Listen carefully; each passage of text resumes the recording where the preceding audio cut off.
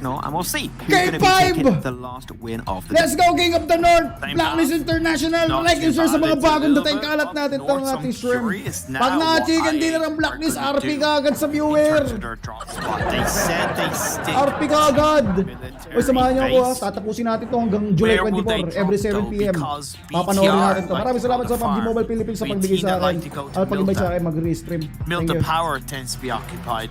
So in terms of grabbing a vehicle and making your way into the base, especially with Fnatic zombies Ganda that pa like ng to go ano, to lane Novo. pat, ah. Not saying they're going to go there, but my point is it's going to be quite heavily contested however they choose to drop. Oh, Black, pumapakalawa na. 94 points, oh. Of course, Kita the nyo? playing path can see some stats on the right about player Ilang ranking points so na lang yan? far, and with Konti over na lang. 4,000 30 damage. plus It's still points going to be na lang. Martin and Concept over there in second place so far. So it seemed like the performance of yesterday allowed them to remain in that position. Other than that, Ilang Liquid, points? Tyra, and Frankie 35 have always points na lang remained ang within the top 5 hahabulin. players. They've only swapped Huwag positions, nang I think, bigyan at the ng start of points the sa day. mga Tyra was wild lead, just na yan. or maybe it was before last game, and they just quickly and surely been changing all over the place. But Liquid has been able to remain and retain on that third position for the longest time now.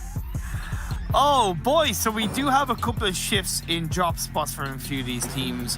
I8 are going Popka. to prison.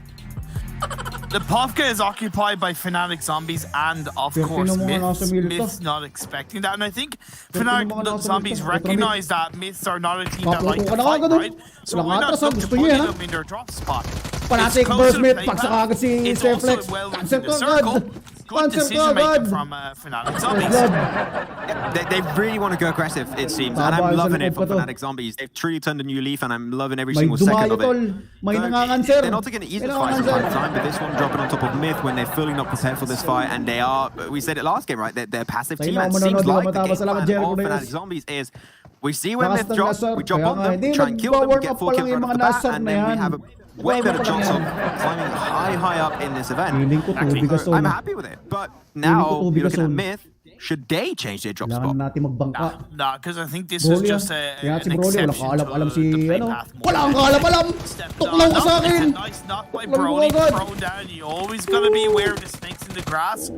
Abood, and there was no need for him to go up there on his own. No-concert ko agad. That kill will most likely be confirmed. Abood is Ah, trying patay to ang hide kakampi. behind the trees. Smoke Dapa. being placed Tab. out. Ay, munti-iba sila naman. Broly ka, Broly. Broly with a Luwi lovely kayo. knock. May sayang dyan sa ating mid. I'm telling you, Broly's been impressing me from this side. Definitely the Nakangihingin most si aggressive Broly. Naka-level punch. 3 ata si Broly. Buntikos, oh. Ang Mexico hino trying ng bawas to sa steal kanya. the Level game, 3 so helmet stop na. that flush from actually coming out. Ayan, Can wala he kang get the pangil, triple? wala kang Broly pangil, switches over to the yari ka AKM ngayon. now. Salami's still over there in the distance Tumama trying to go yung for a AK blue nyo. shot. He's still got himself a tier 3 helmet. If he gets a headshot, Opo, that's going to be able to mali-prediction soak a lot of ni extra Ramsey. damage output. Sabayan ka agad. Wala kang Nades, takatakbo. Patay ko unfortunately, patay. this looting stage has ended very quickly and abruptly, so they're definitely going to be very low on their counter utility. Nades, mollies, flashbangs, grenades. They're going to be lacking those because a grenade hail to Salam would make this fight so damn easy. Ayan, nagiliran na. Ay, patay. Yari ang mga panahon. They just Yari haven't really sila sa mid. got the meds. But great play by Ramsey, who does Yari mo, find may tatakbo na. another May of tatakbo the na. zombies Ano wala, players. may kakampi kayo So Salam malas eh. actually went for the Ayun mo wide, si Salam. wide spread. He went for a little bit of a Malas wider na lang, spread naiwan. and actually trying to wrap around. Brody though, you're Ang extremely gigalat low. ka yung Salam, malas He's eh, napatay na. extending it really Ah, weirdly, okay, but he's yun ang straight to another fanatic. and for his team. And then Broly's there with Wala also eh, may 7. Salam They silang able to get kakampi. himself the frags, and Ramsey's going to be the one to actually find closure. Ang Yeah, ginitag yung Flex Salam, actually goes malas. out of the game, so impressive stuff, but also I've got to say Kaya Fnatic tanong na Zombies pushing in Kailangan. a really weird fashion, I would say. Kailangan. Yeah, it all started with that Abood solo push, right? You know, you have a team dropping on you. Yeah, you get the first kill, but you don't presume you've won the whole fight off the back of that. So very interesting indeed. Pakilang Blacklist This sa game phase one 4. circle Pangatlo ba, is pangatlo? quite tricky because it's very heavily on the southwestern side of the map. It's enough to put pressure on teams to maybe make a decision on possibly going to Military Island. And it's also so heavily down the southwest enough that it really, you know, eliminates a good bit of the landmass that is 35 available points ang for lamang teams nila sa to Blacklist. control. Ang mahalaga, I second did tayo. pick up an early kill, by the way, Hindi onto tayo one of ganun the Yala ka-aggressive. players. It just essentially catch him out on what was a mga split customer drop from ko. Yala, unexpectingly, you know, essentially not expecting Let me I8 guess. to be there. Yeah, it was it. Oh yeah, it Ida. was it. That yeah, it was. I'm sorry. It always seems he's the one. It's always him. He's a chosen one, man. He's a chosen one. I think there's a situation where you don't want to be the chosen one specifically, but hey, man, you do you, whatever rocks your boat. Pinasap ka ng mga to. They're gonna have to move out, but now it's gonna be a little bit split away from the rest of their team. So hopefully he can get back to Powerful and Jamaz. And he's close to the coastal line. There's a lot of water in play, about I would say 20%, 25%. So if you play on the coastal line, you should be relatively safe. But do you think it would be okay actually to go for military island here? Like I would like to see a team maybe like Reject or even Geekfam if they want to pick up a boat and wrap around. Hey, why not? Yeah, I think it would be a pretty solid rotation to pull off in phase 1. I don't think you need to commit to the island on phase 1 in terms of go there. Bakit tumatawa dyan? Nakitawa lang naman ako ah. Eh grabe yung tawa nila eh. Di mas ginarabihan ko yung sa akin. Di tayo papasapaw dyan. I did like the rotation from Yala, by the way, and where they've chosen to go. Grabe yung tawa ng mga caster eh. Kind of mini Di tayo papatalo sa mga yan. Really beautiful open high ground where you're able to get information on a team that's in Milda, which in this case is DS Gaming, and of course you're covering to the north side of you. So I really like that by Yala, you know, not slowing down as a 3-man team and still holding on to a strong position inside the circle.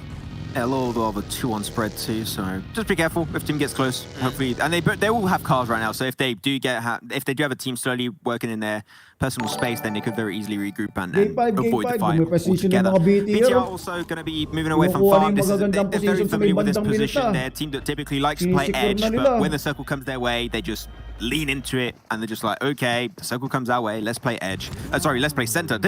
I'm so used to seeing them play edge. I can't even say it, but no, they're playing center this time. Onto the southern side of the farm, and DS are currently very spread between Milton and the eastern bridge. Natin mamaya careful, pag nadali ng Blacklist, tatawanan I natin don't yung like that 2-2 split from DS. I just think it's too risky. For some, maybe the western bridge, it would make sense because it's more on the edge of the circle. Teams are less likely to converge around you. But you are making a massive split for just the sake of it, where you are right now on that eastern bridge. A1, they're already yet to move away from where they dropped, and I'm a little bit surprised about that. I thought they would have opted to go for a little bit of a deeper position inside this phase 1. They're going to have to deal with the Xavier, Geek Fam, Zeus, all kind of going on a similar path line, just slightly south of Pachinki Hill. And they're not even up kaya nga lumalabas si Mara eh. Very surprised at A1's position. Baka bukas si Mara na lang pag I'm actually not too surprised because they typically drop here on a regular basis, but it's very spread. And then they regroup down to 2-2. Nasa liburan sila ng bal. Right? But it's just, they do typically play like this, and they do tend to regroup sometimes. But when you have the circle, and that's exactly what you mentioned, and that's the one thing that changes the entire perspective of this game for them, is a lot of teams are going to be entering, or at least attempting to enter through the west. And that's why the spread hurts them a bit, because you got, what is it, the Zeus, Geek Fam, and also Xavier. That spread does not make sense because of you being on the edge of the circle, and there's a big chance that teams are going to be entering through that spot. Finals at July 24. Seems like they joined up as a full squad, but they're probably not ready to fight for the time being. Navi are still in the blue and they're still in North George. It's something that Navi tends to do when that kind of phase 1 is so heavily away from North George. And I do like it. Again, you need to consider the fact that they're going to have a lack of information. Reject Scarlet's still moving in from Pomorsk. Gonna take their time. Will they opt to go across that western bridge into Military Island like we kind of brought into the mix when we were talking about it? Blacklist still staying quiet. We do see that phase 2. Oy, pwede mansion Blacklist ha, pwede mag-mansion. It does center still up to northeast, but again, because it's northeast, it really does eliminate the risk of an ending in Military. Yeah, it just takes away your... Nasar, dikitan nyo yung Blacklist. Score 3 points tumidikit. May nadali sila, nadali. Hindi pinakita. Pili ko, DX yung nagbakbakan sa BTR eh. Ayan na yung mga 3 points, dumidikit na sa Blacklist. Ito na. Though on to the west, Reject a little bit slow, same for RP, but that's very important. RP is coming their way, they take their time, they finish looting up, so they should be definitely ready to go at any fight that will be coming their way. Ayun na, sa Blacklist. Talking about fights, ayun na, kasi Concept nahulog. there's some action happening. Nahulog si Concept, nag-iisa. You're gonna move down. Ayun, nahulog. Like, I know DRS, you dropped in Yaz. Ayun na, si Killer na nakotay Nasar. Eto na yung mga free kill natin, dumidikit na. Ayun na, si Eds, patay si Newman. Dumidikit na yung mga free points. Now, it's okay because they should be able to get the revive. Pretty together enough to put massive pressure on Valdez, but it is quite obvious that they sent that message to the Thailand team and just gone, hey, look, be careful where you're going. Don't go too deep or we will have your number. Ayaw pakita. Ako nakikita ako agad eh. Napipredict ko na nga eh. Both team now going for their own rotates. Relatively slow, but things are going to start ramping up. That's what we're looking towards. We also saw in the kill feed for a second there, NASA actually getting a little bit too close and burning their wings close to Blacklist International. That's going to be one of theirs. I believe it was Movement actually went down. That's NASA down to 3. Gatong kabaswero. Xavier actually wrapping around pretty quickly. They went cheeky, they went close to the coastline up north of the river, and actually they've been just sticking to that coastline the entire time. And getting very close to the likes of BTR, which I find interesting from the Xavier. It's not something they typically do, but I like it. It's not that bad, but you've got to be careful to not get too close off BTR because you know that when they start a fight, they fully commit to it typically. Tell you what, fire, and there's always a chance you're going to get burned. Geek. Committing just to farm. Geek. No, come on, it's not like 2000 anymore. Come on. Geek fam, fully committing to farm is, I think, a big risk on this kind of circle because, you know, it's a great place to hold on to, but it's a little bit low ground. You've got open field around you. You're a little bit pinched inside there. If the circle goes towards them, I think that's kind of good, but if it goes away, them disengaging, if they do it too early, for them. The one benefit they have is that QB is actually scouting on the higher ground above to try and give a little bit of information and go, okay, I think a team is here, a team is there, so at least when the next phase does pop up, they'll be more informed to make a better decision. Plus, the more informed they are, the better coming into this. A1, they're going to be entering through the west slowly, but surely you can see them might actually touch the position of it's just very soon. They're continuously going. I mean, they don't have too much information on Zeus currently, so they might just get a little bit too close and be incapable of really moving out. The circle's about to close up. If it goes on top of where the position of DRS currently stand, this is going to be huge for them. But it is also a lot of free real estate to defend, so it might be a little bit much for DRS if their communication is not on point. And it does actually somewhat come that way, but it's going to be towards mini-milter position, which currently mid or even IA should be some of the first few teams to go into mini-milter. I do love the fact that nobody's really kaya natin yung mga teams na katabi, kaya ng Blacklist yung mga katabi. Tricky to play around. Hindi sila kailangan mag-pressure dyan. But as we look in, kaya ng Blacklist yung mga katabi nila. Towards Lumberyard, DRS are closest to it, so they're going to take advantage of that.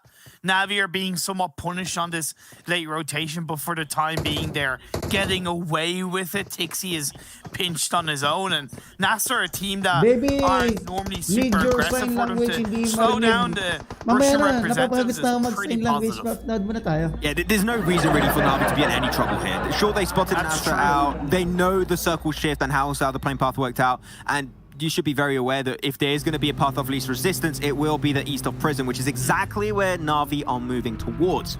Though it's not the only team that's going to be doing that. I think the NASA might be following in their footsteps relatively soon. And same maybe for A1. They're showing some intention of wrapping around up to the northern side, down south of Mansion. I like this. There's not only 2 teams thinking of doing that, but potentially 3. Yeah, I really like that from A1, just recognizing that they'd been a little bit slow in the rotation in the last phase. Enjoy lang kayo sa panonood dyan, ha? Enjoy lang kayo, ha? They are getting closer to Nasser because at the end of the day, we're at the stage in your game where it doesn't matter what kind of path you take, there is a much higher chance of you coming across. Ay, pasok na Blacklist. Pinukunan na yung taas ng prison. Alam ko na yun eh. So it's only one team rather than 2 or 3 teams. I really also like I8's position outside of Milta, just across high above the fields, because they're able to overlook Milta, they're able to overlook Milta Power. And Valdos sent it right in the middle. I mean, they are central type level 2. Right? They love to play in the center if possible, so that's something they're going to be trying to achieve. A1 having a clash versus NASA. We said they were going to pull a somewhat similar rotation. No, 6-9. They're going to go for the push, and 6-9 unfortunately going to be picked on down by Miracle. Now he's an extra player, and A1 already so spread. You have to move away. You have to remain as a 3-man because you were definitely not ready for that head-on fight versus 2 players of NASA Esports. Man, they could have taken that fight against lang kami sa song, kaya NASA kami a lot more nadadali. effectively. I know there's a pinch of a third party by Navi who now hold on to Prison Hill, which is a great spot to hold on to when it's on the very edge of the circle. But A1 will move away. They've gotten 1 kill. Traded for one of their players going down, and they're still one of the players anyway. Naantay ko lang si Max kung seryosohin ko ba na talaga. Blacklist saka DRS. I'm a little bit surprised that DRS maybe haven't made a bit more noise, so that the likes of Valdez and Blacklist haven't been pushed back. That circle centering up. Now they're going to have to start to make some noise. It's not really out of the ordinary, but I just love myself a mini Milter actually finish. They're really fun to see, and I think it requires a lot of skill to actually play that position properly. It's not the most common, but if you play from time to time, you know that the terrain can be a little bit tricky and can make you doubt yourself more than once. Valdez already going to send it forward. Valdez going straight for the central compound, so that's a great pickup. But now we're going to see some teams actually crashing on top of each other, and the first one to do so, I believe, might just be Blacklist International pushing their way towards Team Myth. A1 being targeted by... si Yus, knockdown!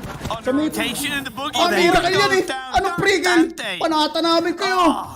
Looks like he's not going to be able to get the Blacklist. And the rest of the A1 are just going to have to try and get the hell away. Si Tyra pumalag! Uy, pulipat nyo! Sino gusto ko? Gogo. By the way, don't use your... Ayaw, mid! Saka Blacklist! Gustahan nyo! He's supposed to use it, but still... Ayan na! Pick it up for himself. Yeah, indeed, they did go for the play. That's what I thought, but Myth...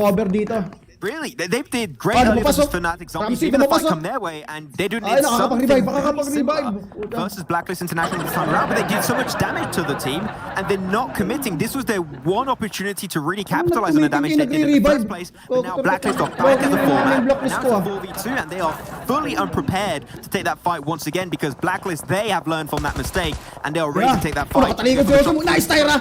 Panata mo! Answer mo agad! Jiro was on a little bit of the off angle, and he had no idea what was happening. Ramsey na lang. Ramsey na lang. In a 1v4, and there is no Blacklist hell he's going to be able to win that one. Okay, Ramsey, nabawasan na. Blacklist need to be aggressive because it's only one building as a protection. Ramsey is doing his best to dodge, duck, dip, dive, and dodge his way around the players of Blacklist. But at the end of the day, the pressure is going to be too much to balik sa bahay. Wag niyo i-push masyado.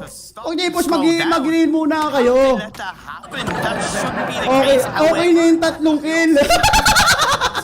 Okay na yun. Okay na. How passive Blacklist are, and they're just happy to be in the circle, so to speak. Pasok na tayo eh. It's like they don't really want to control it. Bigyan muna I can't give natin a ng lot of chance respect si to Ramsey though, Ramsey. just definitely deserved. He was shooting from windows, doors, and another window, and he was really feeling like multiple teams at once, but though Zuxi is going to be solo and without a team this time, and Duello will be up and still trying to survive for the Japanese representative. Let's see how he can make it work out. The rest of the team... Nadali, Bigatron! Wala pala kayo eh! And they are still in a pretty strong position actually. They got a good entry point through the Saturn period. That's looking good. Did you see that peak for Duello? It was so good. That lead was absolutely beautiful. So good Beautiful. for Egypt. BTR shut down once again. Now Yala committed to Mini Milta in the last phase. Sakit ng baril ng DS. Yun yung bagong baril, di ba? Before DS Suporta with the new Yun yung bagong great baril, di ba? weapon in his hands take out Bandar. I think that's the first time I've seen it actually get playing competitive. I haven't seen the kill feed, so it was great to see it played a little bit more, see if it'll become meta as one more players get used to it. Though Arsenal got to be careful, got to get inside of Mini Milta, otherwise you're going to be showing your backs and your sides over to Zeus, and you do not want that to happen because Zeus are very opportunistic in situations like that. With the circle about to go down, Valor's dead center, you know that should be Ate na son! Pasok tayo! Okay na yan ka, basta pasok! Hindi tayo masyado mape-pressure!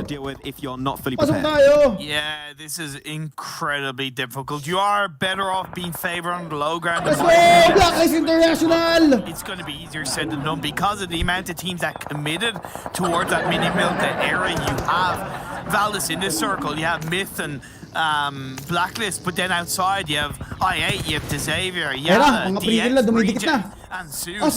So all of them are going to be fighting for any kind of angle on the southern side of the circle. Taka na tayo pumaparil Tulungan na. Oh, that's a great spray. Lays him down by Tixi. Now it's down to 3. DRS, got to be careful. Don't allow that push to happen. But now Tixi has nade range. You could try and chuck her through the little presence in direction of DRS from the POW.